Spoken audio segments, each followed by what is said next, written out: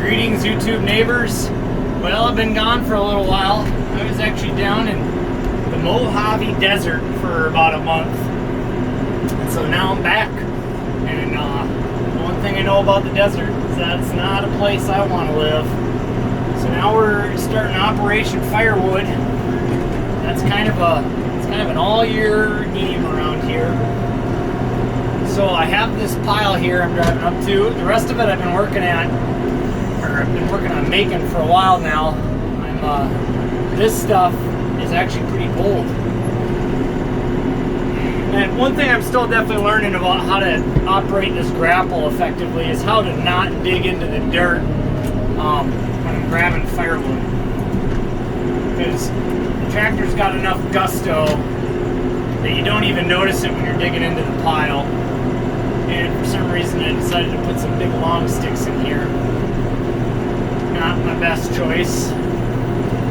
I just want stuff that's ready to be dumped onto the pile. Because this is kind of, out here is kind of where I work the stuff. It's nice because the sawdust is somewhere else.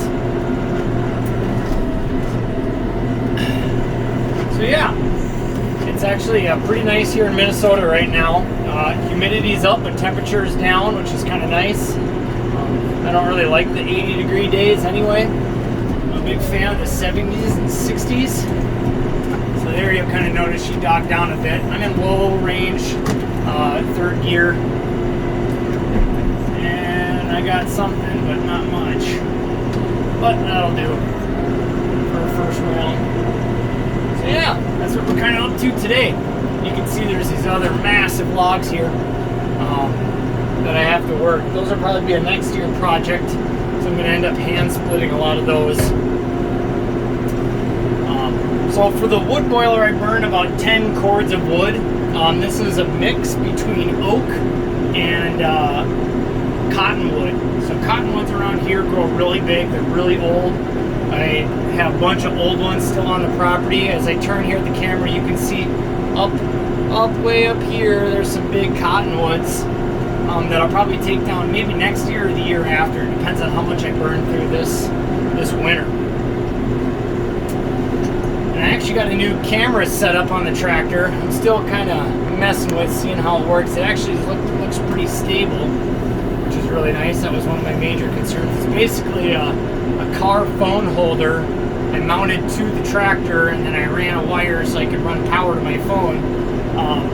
Now the phone sits in front of me, which is kind of nice because if I want to flick on YouTube, watch something, or even put on a movie depending on what I'm doing, snow plowing, it's a lot of driving straight and not doing much. I can just flick on a movie real quick and kind of let the time roll by. But I'm really looking forward to taking videos because this is a much better way to do it than me trying to run the loader, run the shuttle shift, all that good stuff. You can see I've already started here with some of the tractor work. I've actually been hand splitting and then stacking. Stacking is going to get me a little bit more wood in the pile, which is nice. Last year I did not go, I went through a pile about that big, and overall last year was not a cold year.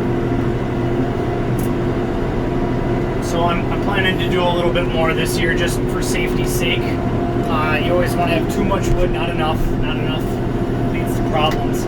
My backup is propane, which really, all in all, it's not that bad. Before I moved to this place, I had natural gas. Natural gas is it's a lot easier to manage. I did not know how spoiled I was. So, and then you can see here off to the left is the game plot I drive by. I'm going to drive at it for a second just so you can get a better view. Still working. So that's one of the game plots there.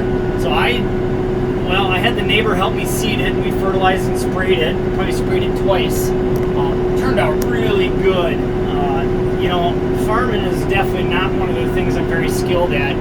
This year, we put down a lot of fertilizer, and I think we sprayed it right at the right time. And then we had definitely a good growing season in July. It was hot and wet. Actually, at one point, we got 9 inches of rain. For Minnesota, that's crazy. It flooded a lot of the property. You can see there's bare spots of grass on the lawn because actually it flooded up the grass. So Yeah, that was pretty amazing. My sump pump was running non-stop. All right, so here we're at it again, and so the thing I do is I leave it in third. I actually do put it in four-wheel, so we get enough driving force, and then I really try to pay attention to the grapple, make sure the grapple is not digging into the dirt. You know, it's funny, even in low range third gear, it'll still lurch a little bit. Here I got kind of a mixed pile of junk. This is definitely from one of my junk piles, not my good stuff, but it all burns just the same. It's a good way to get rid of it. But I'm gonna have to go back over it with the chainsaw. That's the unfortunate part, so you can't pile this stuff up too hard, because really the goal is once the boiler gets going, I shouldn't have to run the chainsaw anymore. I should just be managing the boiler. The boiler, I think I could throw in about a 4-foot stick, and I just lost one there. I think I could throw in a 4-foot stick, maybe a little bit more depending on how big it is, which is really nice. So you can live with some big chunks of wood. It makes it quicker to fill up, because I have to do once a day fill up on my boiler, no matter pretty much whatever the weather condition is. Only when it gets to like -30 do I have to fill it more than once a day. It's a very oversized wood boiler. I thought I'd like the boiler more than I actually do. It's just a mountain of work. That's the part that I just didn't understand. To do 10 cords a year by myself is it's a full-time, part-time job. I worked at it probably 4 to 6 hours every weekend. You know, try to get it going, and then every week. Well, every day when the boiler's cooking, I got to go spend 10 minutes out there making sure everything's okay, making sure things are running right. So, I don't know. I wouldn't say I'm a fan. I would not try to talk somebody into it. I think I'm better off doing natural gas. Propane's definitely more expensive, but I think this is pretty expensive too, honestly. It's all the equipment you need to make it work. It's a lot. Definitely need a decent chainsaw, and you need some type of loader. Doing all this by hand would be impossible. You want to see something funny? My real life Snow White on the property. I'm going to turn to look at her. We actually did some, there's my Snow White. All the chickens are happy to see her. And my turkeys. I got 2 turkeys. One is a domesticated, one is a wild. They're called Thanksgiving and Christmas. I actually like them a lot. They're very tame, very mild-mannered creatures, especially with how big they are. The chickens really do bully them around, and they live in harmony pretty good with each other. I think we have 26 chickens now, so we've got a pretty good group, definitely more than what I need. But it's a really fun project, low maintenance. You know, we were gone for a while a week ago, and they really just lay out the food, lay out the water, and they do great. We did put an overhang on one section of the coop just to make sure they can't fly out. It's not that they can't fly out, it's that they choose not to, as long as certain parts are covered. They just don't want to fly out other parts of the coop. But yeah, so here's where it gets a little bit of the artwork with the grapple, that stuff I dropped. So one of them is big enough I'd actually want to salvage it, but kind of getting to the lazy man's logging. Trying to get it to turn without digging too much into the dirt. See, once I get the log to turn, I can get a thumb on it, and boom, I picked it up. So it takes a little bit of time to get used to it. It's definitely a little harder with the shuttle shift. Gotta be good about feathering the clutch, and I'm driving around in low 5 gear, so I'm not moving too fast. You can actually control it pretty good.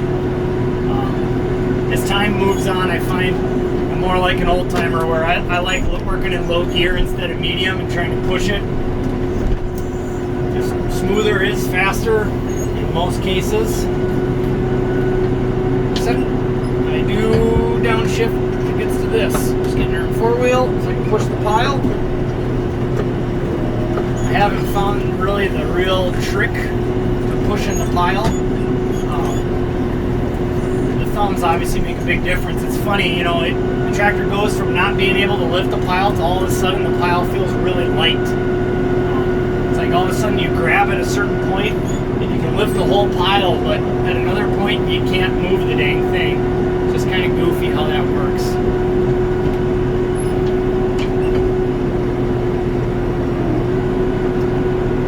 Well, I think that's all I'm going to show for today. This is a good picture of the corn right here. Just how perfect it came up.